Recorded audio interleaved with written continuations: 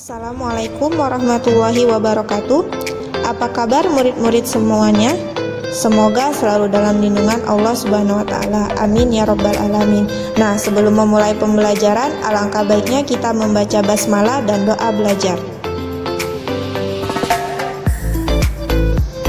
Selanjutnya, materi yang akan kita bahas adalah garis singgung lingkaran. Berikut ini merupakan contoh dari garis singgung lingkaran dalam kehidupan sehari-hari. Nah, ada gir mesin, ada rantai sepeda, dan juga ada rantai sepeda motor. Nah, itu merupakan penerapan garis singgung dalam kehidupan sehari-hari. Kemudian, sebelum masuk ke materi yang lebih jauh, kita harus tahu dulu sifat-sifat dari garis singgung lingkaran. Nah, sifat yang pertama dari garis singgung lingkaran adalah menyinggung lingkaran tepat di satu titik. Bisa dilihat, garis K menyinggung pada titik A. Sifat yang kedua adalah tegak lurus terhadap jari-jari. Bisa dilihat titik OA. Nah, bisa dilihat jari-jari OA tegak lurus terhadap garis K. Sifat ketiga dari garis singgung lingkaran adalah melalui sebuah titik pada lingkaran hanya dapat dibuat satu garis singgung. Hal tersebut dapat dilihat pada kegiatan berikut ini. Sifat yang keempat dari garis singgung lingkaran adalah melalui sebuah titik di luar lingkaran dapat dibuat dua garis singgung. Nah, itu bisa dilakukan pada kegiatan berikut. Pada materi sebelumnya, sifat dari garis singgung adalah tegak lurus terhadap jari-jari, sehingga RQ akan tegak lurus PR. Apabila ditarik garis dari P ke Q, maka akan membentuk segitiga siku-siku PRQ, yang mengakibatkan panjang garis singgung QR dapat ditentukan dengan teorema Pythagoras, seperti pada video. Selanjutnya, masuk ke materi layang-layang garis singgung. Nah, layang-layang garis singgung merupakan segi empat yang sisi-sisinya terbentuk dari sepasang garis singgung lingkaran, yaitu QR dan QS, dan sepasang jari-jari lingkaran, yaitu PR dan PS. Untuk menghitung luas dari layang-layang garis singgung, dapat menggunakan rumus luas sama dengan 2 dikali luas segitiga. Karena jika layang-layang garis singgung kita bagi menjadi 2, akan terbentuk 2 segitiga. Atau menggunakan luas bangun datar layang-layang, yaitu luas sama dengan setengah dikali diagonal 1 dikali dengan diagonal 2. Selanjutnya, kita akan membahas mengenai kedudukan dua lingkaran.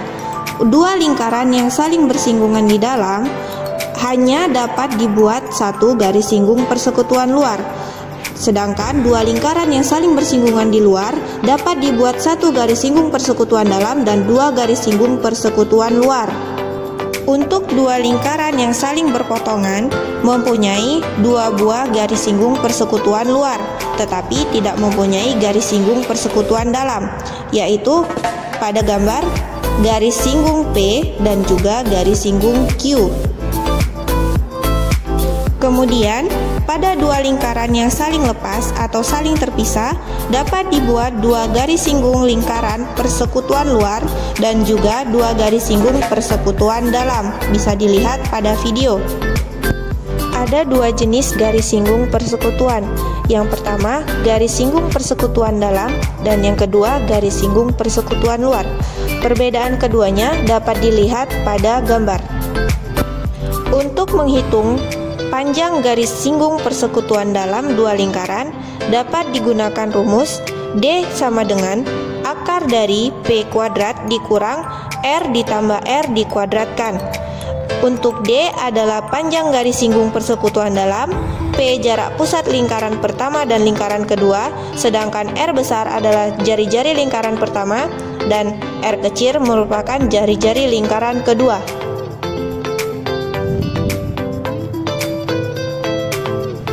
Sedangkan perhitungan panjang garis singgung persekutuan luar dua lingkaran dapat menggunakan rumus L sama dengan akar dari P kuadrat dikurang R besar dikurang R kecil dikuadratkan, di mana L adalah panjang garis singgung persekutuan luar, P merupakan jarak pusat lingkaran pertama dan lingkaran kedua, sedangkan R besar merupakan jari-jari lingkaran pertama dan R kecil merupakan jari-jari lingkaran kedua.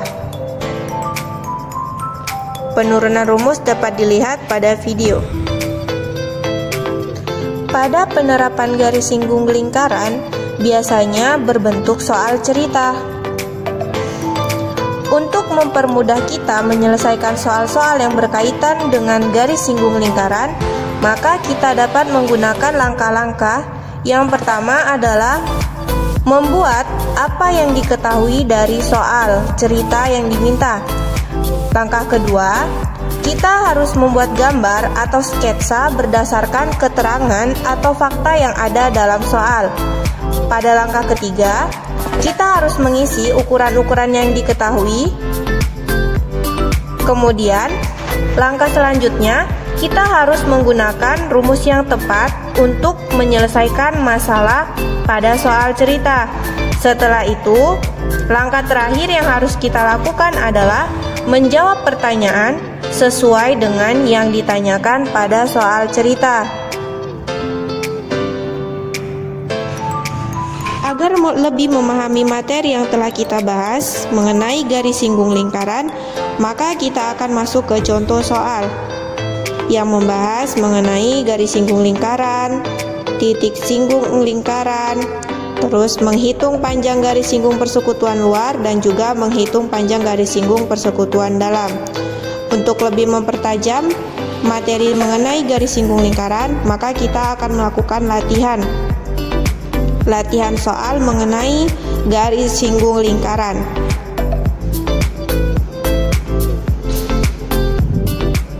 Demikian materi garis singgung yang disampaikan, semoga bermanfaat. Wassalamualaikum warahmatullahi wabarakatuh.